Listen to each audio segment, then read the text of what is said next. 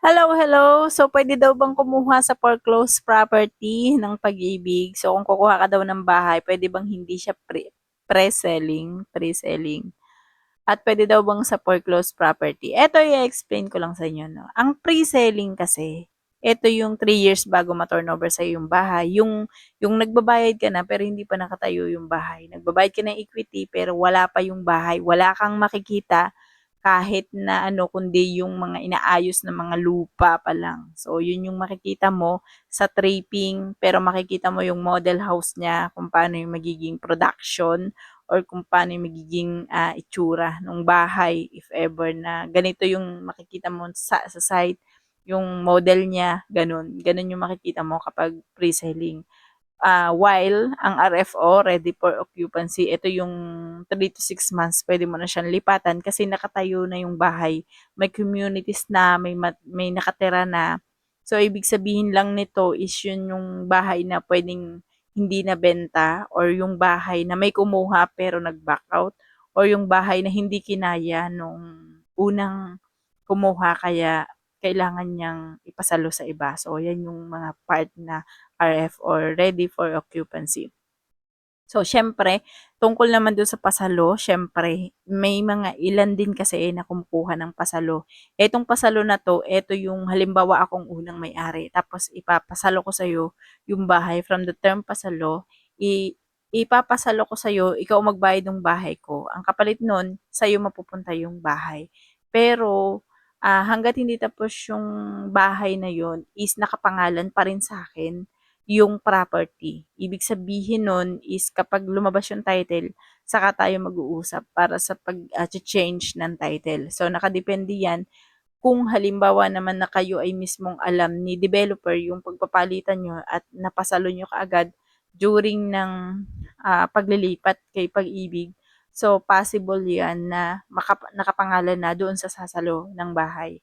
Pero most of the time kasi ang mga nagpapasalo niyan is mga naka 1 year, 2 years na bago nila ipapasalo dahil hindi nila kayang bayaran. Kaya anong nangyayari, hahanap sila ng sasalo sa bahay kahit hindi nila kilala. Magkakaroon sila ng deed of sale, magkakaroon sila ng mga proof na katibayan, proof na ano na nagbentahan na talaga sila. Binayaran mo yung amount na gusto noong unang may bahay. For example, itong bahay ko na kinuha na una is pababayaran ko sa iyo ng worth 300,000. Ang kapalit nun is ikaw na yung pwedeng tumira dun sa bahay. And then, kapag nabayaran na is tutulungan kita na isalin sa pangalan mo yung bahay. So, ganun naman yung pasalo. And lastly, ito yung sa foreclose na yung tinanong sa atin. Kung maganda daw bang kumuha ng foreclose. So, magandang kumuha ng foreclose. Yun nga lang, ang hirap manalo sa bidding. So, swertihan to kapag halimbawang yung bahay is meron siyang 1.5M. Tapos, for example, yung 1.5M is ang bid niya, start bidding niya is 1.5M. So may iba kasi na dahil gustong-gusto nila yung property, tinataasan nila ang bid, gagawin nilang 2M, 2.5M. Pero ang ideal talaga maganda 1.6 lang or 1.7 lang. So mga 100 to 200,000 lang yung idadagdag mo. So most of the time kapag gantong foreclosed property is occupied siya, kaya puntahan niyo muna yung property kung occupied ba siya or hindi. So kapag occupied siya, alamin nyo yung history ng bahay, kung ito bang nakatira is willing umalis or hihingi ba sila ng dagdag na bayad sa inyo. For example, hindi kami dito aalis kung hindi nyo kami bibigyan ng 100,000 for something ganyan, ganyan, ganyan.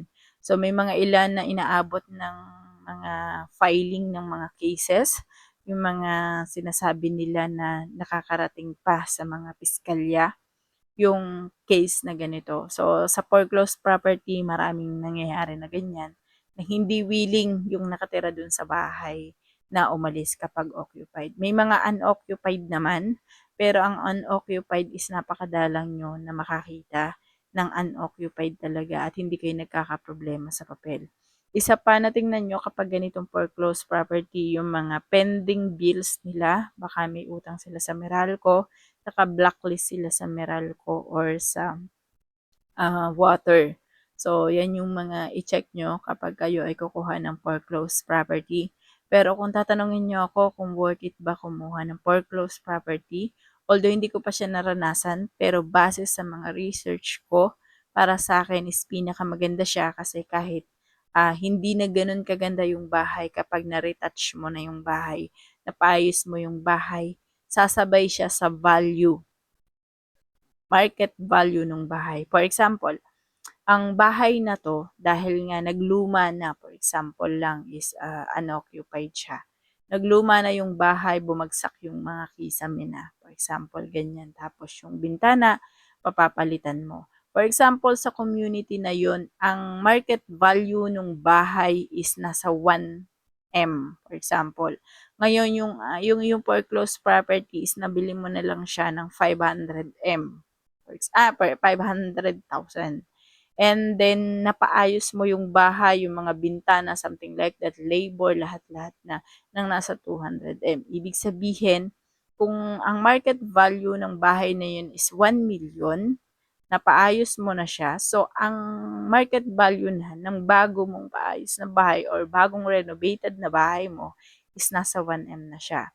Kung nabili mo ng 500,000 yung bahay, and then nakapag na ano mo yung pinan-renovate mo ng 200,000, total of 700,000 pesos.